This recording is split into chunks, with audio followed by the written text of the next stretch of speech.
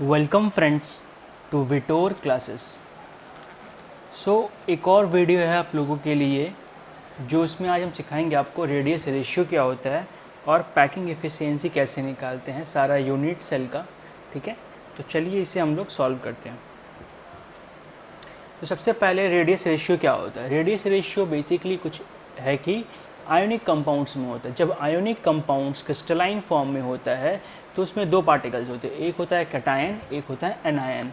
ठीक है, ये हुआ कैटायन, ये हुआ एनायन। तो जो पॉजिटिव पार्ट होता है उसको बोलते हैं कैटायन, जो नेगेटिव पार्ट होता है उसको बोलते हैं एनायन। तो radius of cation divide by anion को हम लोग बोलते हैं रेडियस रेशियो। ठीक है, तो आप हर यूनिट सेल में डिफरेंट कैटायन कितने हैं, एनायन कितने हैं, दोनों के रेडियस निकाल लीजिए और सॉल्व कर सकते हैं। ठीक है, तो ये बेसिकली रेडियस रेशियो इतना ही है। अभी हम सीखेंगे कि हर यूनिट सेल में डिफरेंट एटम का रेडियस कैसे निकालते हैं और उसको यूज़ करके हम लोग पैकिंग एफिशिएंसी कैसे निकालते हैं। तो उसमें अगर आप उस रेडियस को निकालने आप सीख जा रहे हैं तो आप आराम से इनका रेशियो भी निकाल के सॉल्व कर सकते हैं। बट उसके पहले कुछ पॉइंट हम लोग जान लेते हैं, जैसे कि जो लिखा हुआ है, let the number of atoms in a unit cell be Z. मतलब यूनिट सेल में एक एटम कितना होता है, Z. Edge length A. Z कैसे निकल रहा था, हम लोग इसके पहले एक फॉर्मूला लिखाया था मैंने, N C by 8 N F by 2 plus N I by 1। इससे यूज़ करके हम निकालते थे, जो कि मैंने पिछली वीडियो में दिखाया। अगर आप नहीं देखे वीडियो को तो प्लीज़ इस वीडियो को देखने से पहले उसको देख लीजिए। मॉलिक्यूलर वेट और atomic weight of species. Molecular weight और एटॉमिक वेट स्पेसिस दिया हुआ रहेगा आपका। Mass of Z atoms in a unit cell, कितना है Z atoms in a unit cell. तो पहले एम पता रहेगा, ए पता है, जेड पता है, तो मास निकाल सकते हैं M into Z by N nought. N में नॉट क्या होता है मेरा, एवोगैड्रो नंबर। ठीक है, तो सबसे पहले हम लोग क्या किए कि हम लोग मॉलिक्यूलर वेट निकाले। मॉलिक्यूलर वेट और कितना एटम है मल्टीप्लाई किए, फिर उसको जब हम लोग एन नॉट से डिवाइड करेंगे, एवोगैड्रो से डिवाइड करेंगे तो मास निकल जाएगा मेरा। अब हमें वॉल्यूम का एज पता है और हर यूनिट सेल क्यूब होता है, तो वॉल्यूम कैसे निकलेगा, ए क्यूब। क्यूब का वॉल्यूम होता है साइड क्यूब, तो ए क्यूब हो गया। तो हमें डेंसिटी यहाँ से निकाल सकते हैं, मास बाई वॉल्यूम, तो M Z by N nought divide by A cube. तो ये ऊपर आ जाएगा, तो ये ए क्यूब यहाँ पे आ जाएगा। तो M Z by N not A cube हमारा क्या हो गया, डेंसिटी। ठीक है, तो ये इसी तरीके से हम लोग बेसिकली इतना ही सिंपल चीज़ है। अब इफ़िशियंसी कैसे निकालते हैं उसके पहले एक क्वेश्चन है जो आप लोगों के लिए है। टिटेनियम का मेटल डेंसिटी कितना है, दिया हुआ है 4.54 gram per centimetre cube and N edge length of 412.6 picometre. तो आपको डेंसिटी दिया है, लेंथ दिया हुआ है, in what cubic cell unit titanium crystallise. तो हम अगर जेड निकाल लेंगे यहाँ से तो पता चल जाए कितना एटम आ रहा है। तो जितना एटम आ रहा है तो हर उतने हिसाब से हम लोग ये निकाल लेंगे कौन सा यूनिट सेल में बन रहा है। तो डेंसिटी का फॉर्मूला क्या, M Z by N not A cube. तो डेंसिटी हमारा 4.54 ग्राम पर सेंटी क्यूब है और हमारा एम कितना है, 48 ग्राम टिटेनियम का दिया हुआ है। जेड निकालना हमें, एन नॉट हमको पता है, एवोगैड्रो नंबर 6.02023। एज हमारा 412.6 पिकोमीटर है। तो पिकोमीटर से सेंटीमीटर में कन्वर्ट करते हैं तो -10 से गुना करते हैं हम लोग। ठीक है, याद रखिए ये बात, भूलिएगा मत।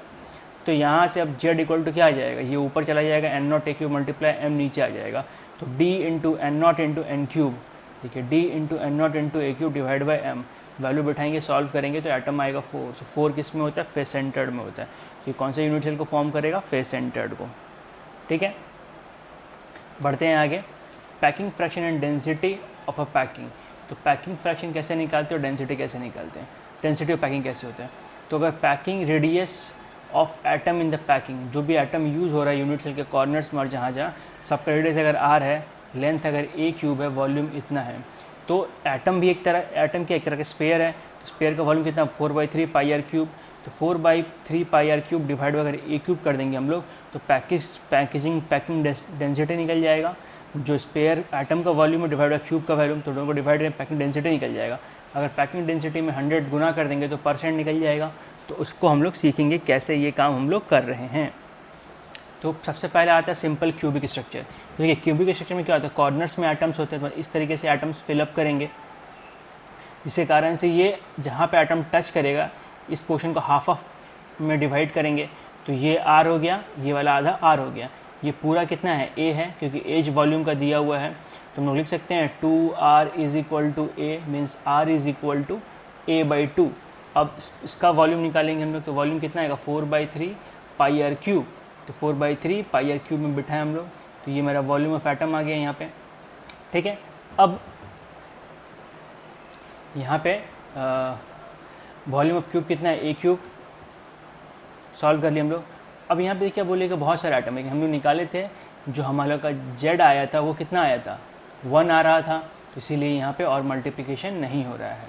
तो पैकिंग डेंसिटी क्या, volume of one sphere atom in a unit cell divide by volume of cube, तो ये मेरा है, डिवाइड बाय दिस करेंगे हम लोग, यहाँ पाई का वैल्यू आएगा 3.14, तो कट जाएगा, ये ए क्यूब कट गया, तो पाई/6 3.14 बिठाएंगे तो हमारा 52.36 आएगा। परसेंट निकालने के लिए क्या बताया था मैंने, 100 से मल्टीप्लाई करिए, तो ये आ जाएगा 52.36%, अप्रॉक्सीमेटली 52%। ठीक है, तो ये चीज़ आपको समझ में आ गया। तो ये हम लोग पहले क्या किए, volume of one atom R का वैल्यू यहाँ से निकाल के बिठा दिए, पाई A³/6 आ गया। अब इसको कट करिएगा तो आपका भी आंसर यही आएगा। ठीक है, बढ़ते हैं आगे।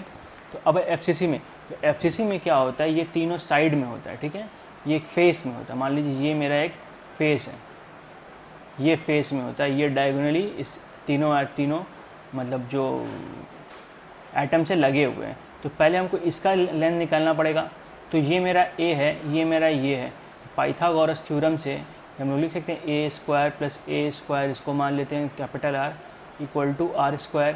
तो कितना हो गया, 2A² = R², और √2A is equal to R। अब यहाँ पे आइए, देखिए ये सब स्पेयर सबका एक ही रेडियस होगा, तो ये R, ये डिस्टेंस इसमें डायमीटर आ जा रही है इस स्पेयर का जो बीच में, इसका हो गया 2R।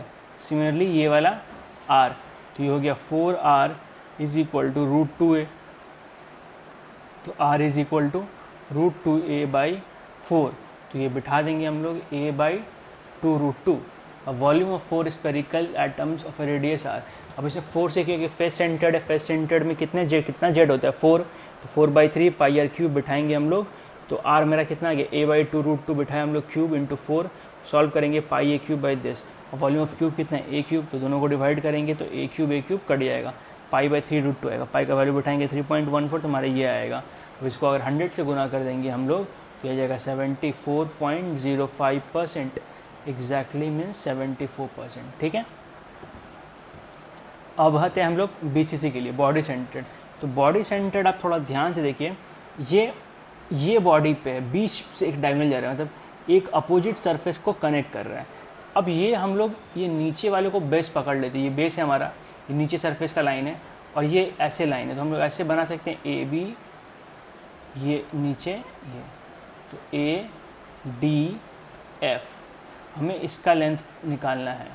तो ये जो लेंथ है, ये देखिए फिर से एक साइड का फेस का डायगोनल है, इसका लेंथ कितना हो गया √2A, पिछले जस्ट निकाले अभी हम लोग, और ये साइड ही है तो इसका A हो गया।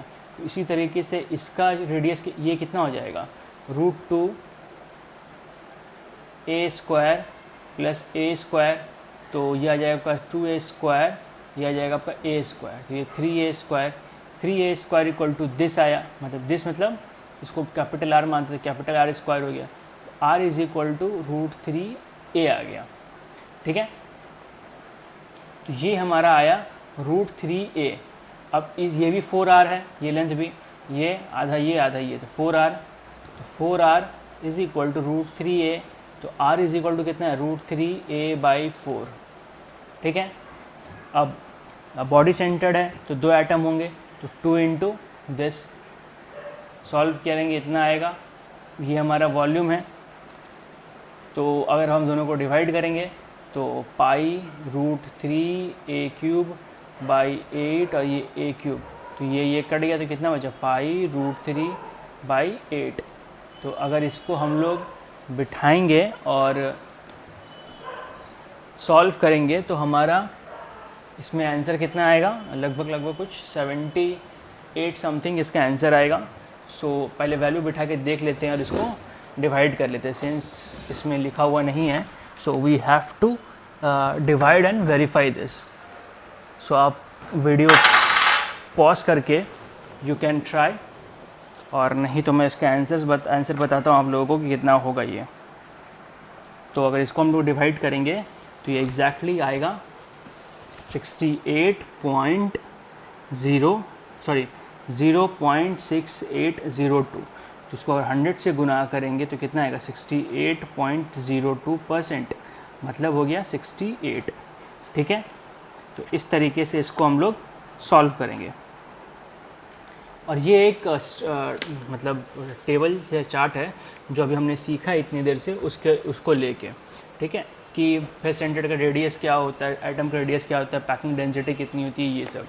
ठीक है, तो जो पैकिंग डेंसिटी ही हो रही है वही एक तरह से क्या है हमारा, कितना स्पेस यूज़ हुआ है। ठीक है, तो इस तरीके से सॉल्व कर लेंगे। और ये देखिए नीचे में कोऑर्डिनेशन नंबर लिखा हुआ है। तो कोऑर्डिनेशन नंबर क्या होता है कि हर स्ट्रक्चर में कि एक एटम कितने एटम से कनेक्टेड है, वो हमारा होता है कोऑर्डिनेशन नंबर हर के लिए।